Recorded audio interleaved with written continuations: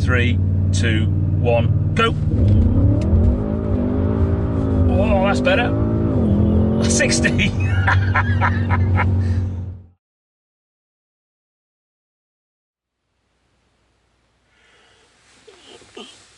Oh yeah. Hey guys, and welcome to Petrol Ped, and welcome to the Audi S8.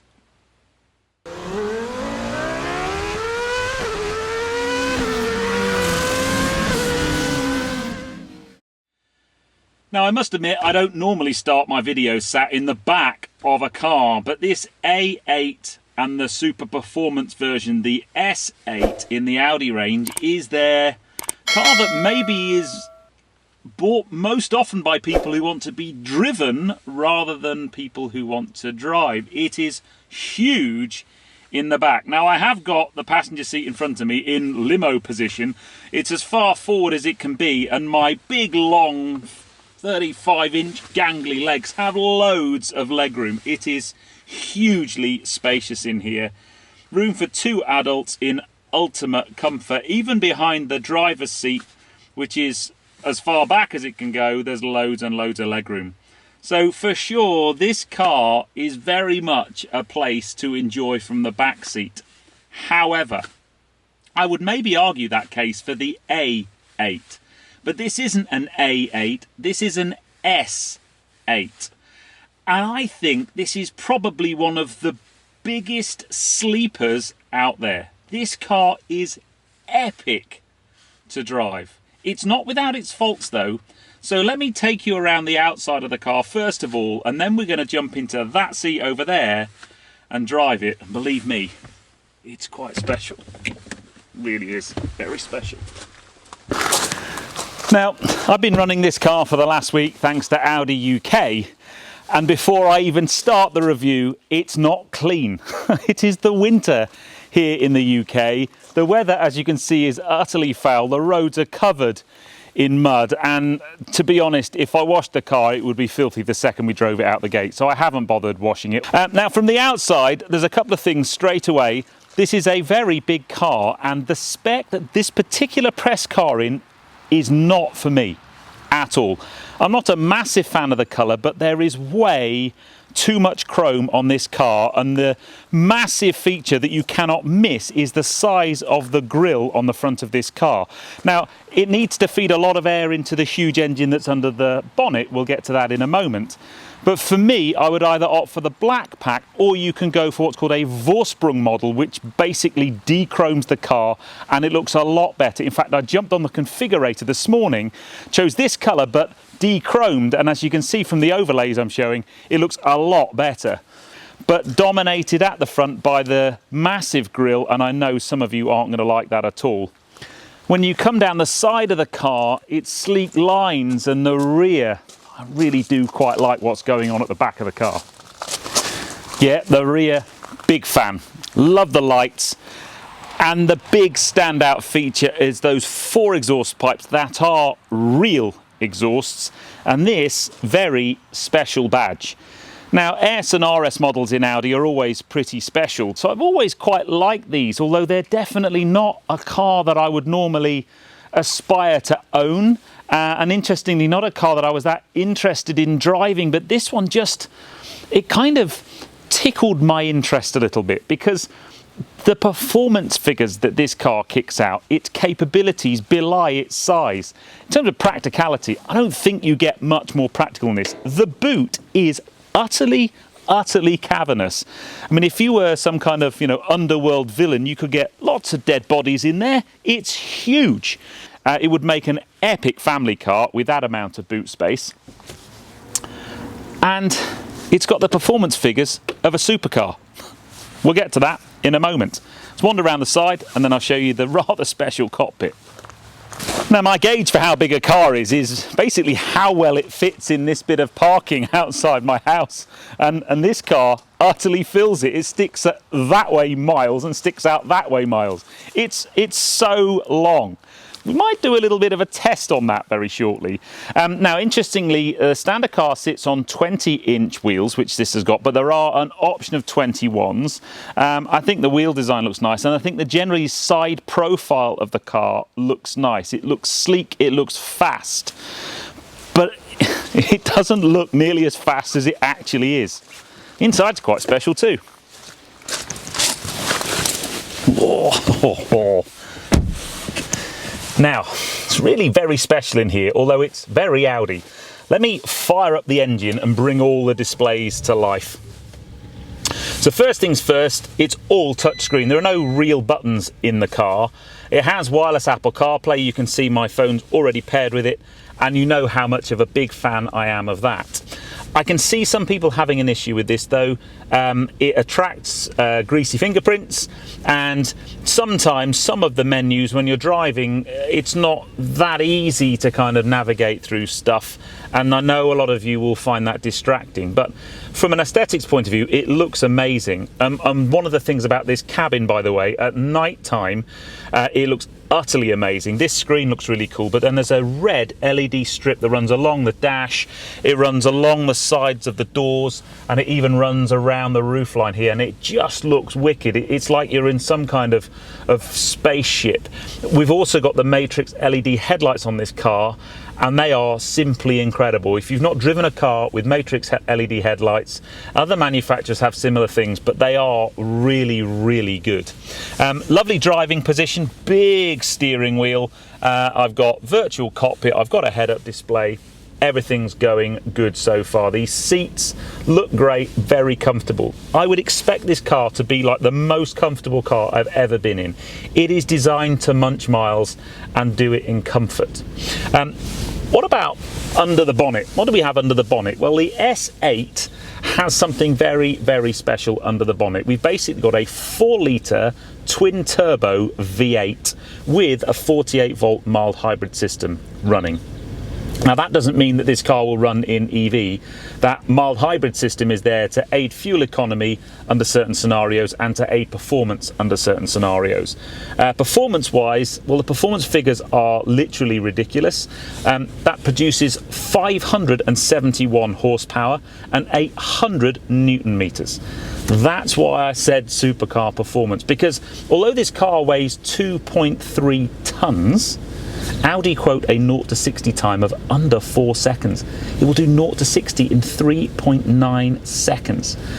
And you know how manufacturers sometimes are a little bit cautious with those figures. This car has launch control, and because the engine is mated to an 8-speed auto with Audi's Quattro 4-wheel drive system, I think it would be rude not to give launch control a go a bit later on in this video and see if we can beat that 3.9 seconds to 60 time, because I reckon it's up for grabs, that's for sure. When we're out on the road, I want to talk a little bit more about the kind of fuel efficiency measures, the way it uses that 48-volt a mild hybrid system. It's also got something called cylinder on demand, so when you're cruising on a motor or dual carriageway, it will shut down cylinders and aid fuel economy. Because the big worry is if you've got a whopping great big V8 and a car that weighs 2.3 tons, you're going to suck through the go-go juice, you know, like it's going out of fashion. Now, what I want to do is try and look at this car in a couple of different scenarios. The first one is, I've mentioned already, it's a very big car. It feels really big to drive. So what's it like to drive in a city and do the practical things like taking it to the shops? We'll then take it on some dual carriageway and just have a feel for what it's like when you're doing what I guess it's meant to be doing most of the time, and that is long journeys on a dual carriageway, cruising along. It's got some really cool driver aids. It's got auto cruise control and lane assist and all that kind of stuff. We'll test that. But then these performance figures, we need to kind of see what it's like, what it drives like, and see if it can belie its size, if it's not just a point and squirt in a straight line kind of car. I really hope that it does more than just go fast in a straight line. Okay, now we're out on the road. Let's head to the shops first of all, but while we're on the way, I'm going to talk about the first defining characteristic of this car that you'll notice when you get in it and start driving it, and that is, it's huge. It really is. It's not its length, I think it's its width. It's a very, very big car, and I don't think it's probably that big a footprint than something like a Range Rover, but it just feels gigantic. Of all the cars I've driven recently, I thought the RS6 felt big. Nothing compared to this. The other thing is that you get in this car and I instantly feel 15 years older. I don't know, I think it's just the demographic of people I would expect to buy this are probably a little bit older than me, or certainly that's how the car initially makes you feel. It's a very unassuming car. Don't get me wrong, it's massive and it's ostentatious in one way, but it doesn't have loads of carbon fibre over it. It doesn't have big flared wheel arches. It's just a fairly, you know, simple car to look at. It's classy. You would look at this car from the outside and have absolutely no idea just how fast this car actually is. So how much does it cost? Well, near as damn it, £100,000. This press car, unusually for an Audi press car, only has one option, and that is the pan roof, which was about £1,600. So the car we're sat in is £101,600. You can spec other things. I mentioned about the black pack, which I definitely spec. Yeah, I popped on the configurator this morning, spec'd a Vorsprung model in an exclusive paint colour. I think that's about £3,500, with the Bang & Olufsen stereo. Ready for this? £5,400. And I got one of these up to £124,000. Top buying advice, don't bother. Don't bother. I'd definitely go for the pan roof because it lightens the cabin, but they come with so much kit on them anyway. I honestly just don't think you need to go mad and spec. There's a fairly bland range of colours, I have to say. So if you did want something a little bit brighter, you would probably need an exclusive paint colour, and that's very, very expensive. But I brought it down here because this is a great demonstration of when you don't really want a car to be too wide, because you come down here, you've got a nasty curb on the left-hand side for your alloys, and you've got buses coming the other way, and you've got rubbish road surface. You know, this is, you know, typical of many little back roads in lots of towns and cities across our land. I tell you what, I definitely not want to take this car down to our place in Mevagissi. Here we go, here's an example, look. Ah! Get over, I'm as far over as I can. And that's why I couldn't live with this car, because it's just too big. The other big test of how big it is in a supermarket car park. So let's head over to the supermarket and see if we can fit in a car park space. I don't hold up much hope, to be honest. Okay, let's see how big Sainsbury's car park spaces are. Now then, I'm going to back into this space just here, really, and just have a look. Now, I've got some very cool reversing cameras going on here. I've got, not only can I do that, but if I do, this is quite a cool one. I can just have a nice picture of the car and see whether or not it's going to fit in the space. If I want to, I can move that car. I can do a nice 3D image as well. This is quite cool. Look at that. So you can actually get some help parking. I just think that is so clever. So what if, now obviously if you do this every time you go into Sainsbury's, you're going to really annoy people. Yeah, as good as I'm going to get. Right, put the car in park. Let's go outside and see how much space there is around the parking space, because I don't think there's very much. God, it's windy out here. So we're in the space. I'm actually sticking out the front of the space by, I don't know, about half a foot. And then if I come round the back, I'm actually sticking out the back of the space by about half a foot. So the first thing is that space isn't long enough. And then if I look at it sideways on, I mean, I'm not perfectly in the middle, but you can see there isn't a great deal of space either side. So that is one of your challenges when you're parking an S8, is just trying to find a car park space that's going to fit the car. So yeah, so I think the next thing we need to do is head off onto some dual carriageway. Right then, out onto a bit of dual carriageway. Terrible time of day to do this, by the way. Now, interestingly, a couple of things. So I've got a driver assist function on here, and I just on purpose got too close to that car in front and it told me to back off. But now I've got an indicator both on the head-up display and on the dashboard with the left and the right hand side of the car with the green line, and that basically means that I've got now a lane departure assistance, so I could go completely hands off the steering wheel and the car will steer itself back into the lane. Now, that is a hands-on feature. It's not, you know, autonomous driving. I think it's level 2 autonomous driving.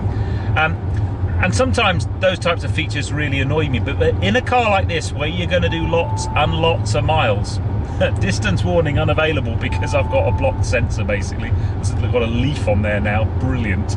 But yeah, if I'm going to do lots and lots of miles, that kind of driver assistance is a super useful feature because it really does stop long distance driving being so tiring.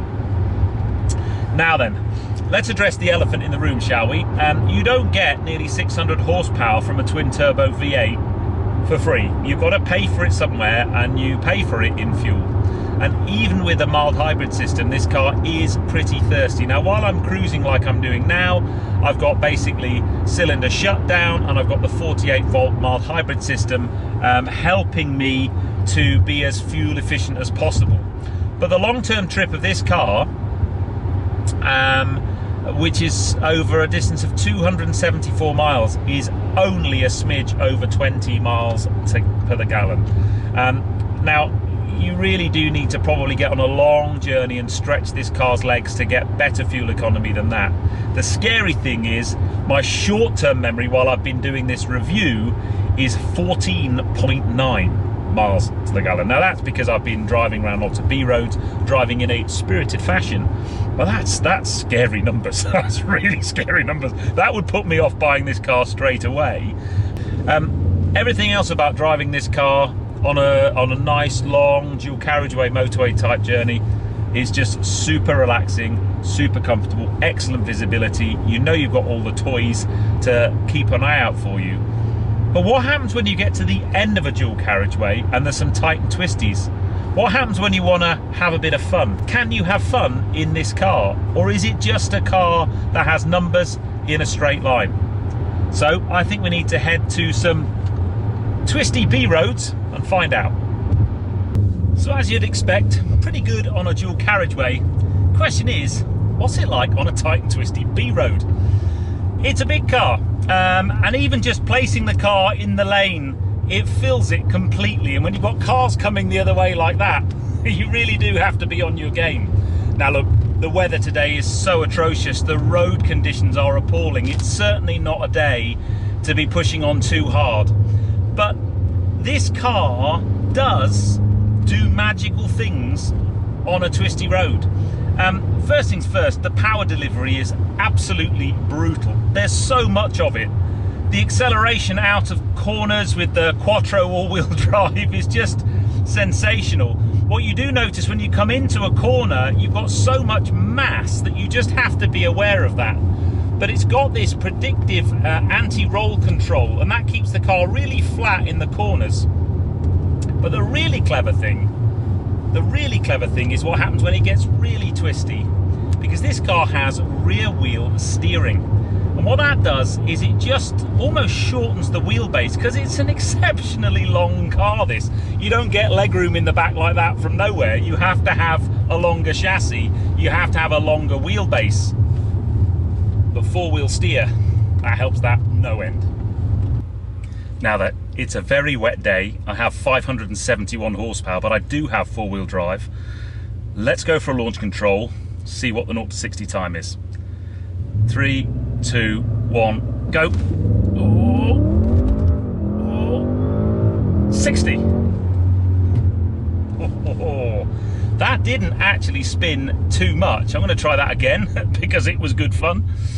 Right then. Okay, let's try that again. 3, 2, 1, go.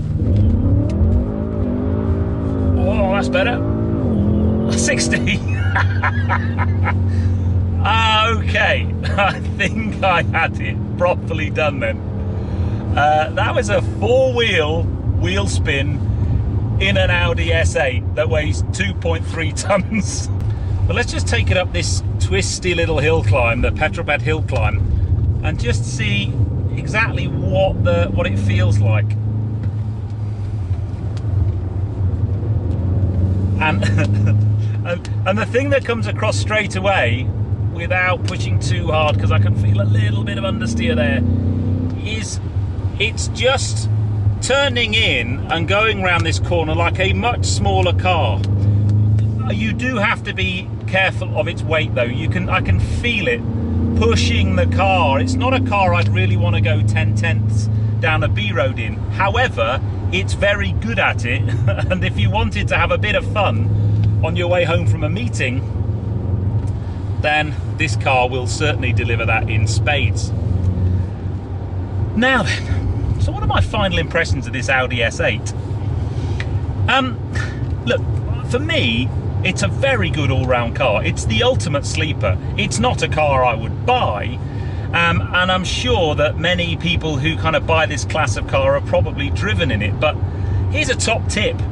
Basically, sack your driver and do the driving yourself, because you'll enjoy it. It's a sensational car to drive. And for the money, like I said, this spec car we're in now is only it's 101 grand, but if you put that up against some of the other stablemates within the Audi lineup, that's good money, that's good value. But it's a very, very good all-round car. I'd love to know what you think about it. I mean, like I said, it's a very specific market, but I think it's often overlooked. You know, if people want a performance Audi that flies under the radar, they go and buy an RS6. This, of all the performance Audis I've driven, this is the one that flies under the radar, because unless you're kind of in the know, you'd look at this and you'd not give it a second's thought. You'd never realise this has nearly 600 horsepower and can do 0 to 60 in under 4 seconds. I mean, really? Anyway, I found this week fascinating. Massive thank you to Audi UK for letting me get access to the car, letting me drive around in it for a week and really get under the skin of a car that I really hadn't thought about at all, but now I'm a huge fan of. But anyway guys, I hope you've enjoyed that one. If you have done so, please give me a thumbs up. Comments below are always welcome, and if you haven't done so already, please subscribe to Petrol for plenty more content to come. But anyway, I'll see you on the next one guys. You take care. Drive safe.